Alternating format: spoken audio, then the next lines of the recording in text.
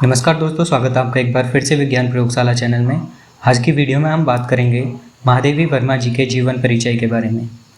महादेवी वर्मा का जन्म 26 मार्च 1907 में उत्तर प्रदेश के फर्रुखाबाद शहर में हुआ था। इनके पिता का नाम बाबू गोविंद प्रसाद था, जो कि भागलपुर के एक कॉलेज में प्राध्यापक थे, और उनकी माता का नाम हेमरानी देवी था, जो कि बड़ी ही धार्मिक, धर्मपरायण एवं भावुक महिला थी। कहा जाता है कि हेमरानी देवी विवाह के समय अपने साथ सिंहासनासीन भगवान की मूर्ति भी लाई थी। वे हमेशा पूजा पाठ में लीन रहती थीं और इनकी संगीत में भी रुचि थी। महादेवी वर्मा सुमित्रानंद पंत एवं सूर्यकांत त्रिपाठी निराला जी को अपना भाई मानती थी, इसलिए वे जीवन पर्यंत उनको राखी बांधती थी। इनके अपने 2 भाई और एक बहन भी थी। महादेवी वर्मा की प्रारंभिक शिक्षा। इनकी प्रारंभिक शिक्षा इंदौर में हुई थी। महादेवी वर्मा जब महज 9 वर्ष की थी, इनका विवाह डॉक्टर स्वरूप नारायण वर्मा के साथ कर दिया गया। तदुपरांत अध्ययन के लिए यह इलाहाबाद चली गई थी। वहां रहकर इन्होंने क्रॉसवेथ गर्ल्स कॉलेज से बीए की पढ़ाई पूरी की। इसके पश्चात प्रयाग विश्वविद्यालय से सन 1933 संस्कृत से स्नातकोत्तर की शिक्षा पूरी की।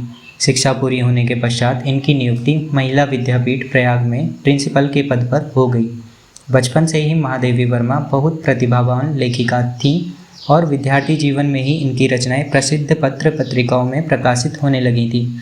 महादेवी वर्मा की गणना 20वीं शताब्दी के सर्वश्रेष्ठ कवियों जैसे जयशंकर प्रसाद, सूर्यकांत त्रिपाठी निराला एवं सुमित्रानंदन पंत जी के साथ की जाने लगी।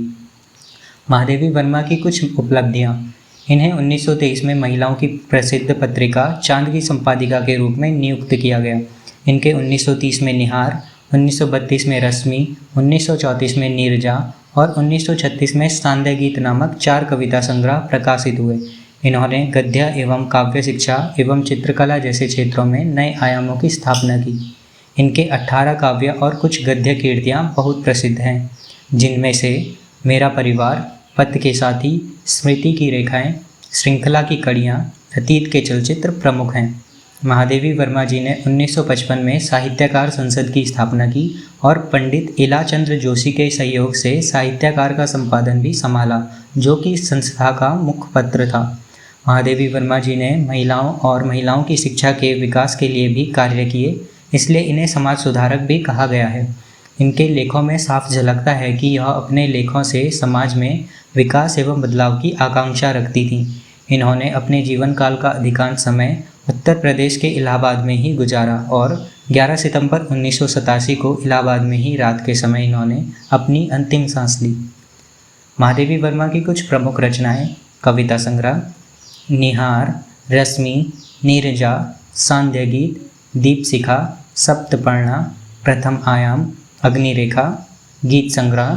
श्रीमती महादेवी वर्मा के अन्य अनेक काव्य संकलन भी प्रकाशित हैं, जिनमें उपर्युक्त रचनाओं में से चुने हुए गीत संकलित किए गए हैं, जैसे आत्मिका, परिक्रमा, संधिनी, यामा, गीत पर्व, दीप गीत, स्मारिका, नीलांबरा, आधुनिक कवि महादेवी।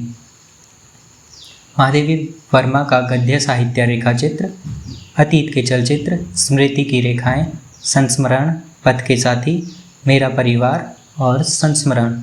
कुछ भाषणों का संकलन: संभाषण, निबंध, श्रृंखला की कड़ियाँ, विवेचनात्मक गद्य, साहित्यकार की आस्था, अन्य निबंध, संकल्पिता। महादेवी वर्मा के पुरस्कार और सम्मान। उन्हें प्रशासनिक, अर्ध प्रशासनिक और व्यक्तिगत सभी संस्थाओं से पुरस्कार व सम्मान मिले। 1943 में उन्हें मंगला प्रसाद पारितोषिक एवं भारत भारती पुरस्कार से सम्मानित किया गया। स्वतंत्रता प्राप्ति के पश्चात 1952 में इनको उत्तर प्रदेश की विधान परिषद के सदस्य के रूप में मनोनीत की गया। भारत सरकार ने उनकी साहित्यिक सेवा के योगदान के लिए सन 1956 में पद्म भूषण से सम्मानित किया। महादेवी वर्मा पहली महिला थी जिन्होंने 1971 में साहित्य अकादमी की सदस्यता ग्रहण की थी। मरणोपरांत महादेवी वर्मा को सन 1988 में पद्म विभूषण से सम्मानित किया गया। सन 1969 में विक्रम विश्वविद्यालय, 1977 में कुमाऊं विश्वविद्यालय नैनीताल, 1980 में दिल्ली विश्वविद्यालय, 1984 में बनारस हिंदू विश्वविद्यालय, वाराणसी ने उन्हें डी लीट की उपाधि से सम्मानित किया।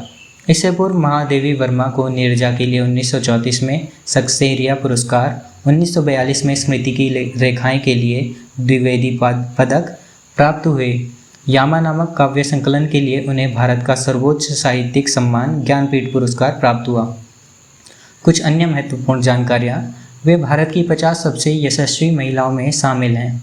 1968 में सुप्रसिद्ध भारतीय फिल्मकार मृणाल सेन ने उन्हें संस्मरण वह चीनी भाई पर एक बांग्ला फिल्म का निर्माण किया था जिसका नाम था नील आकाशेर नीचे।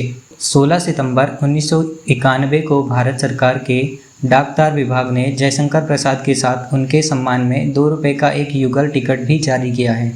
ये सभी जानकारी आपको विकिपीडिया से और अन्य इंटरनेट सोर्सेज से ली गई हैं।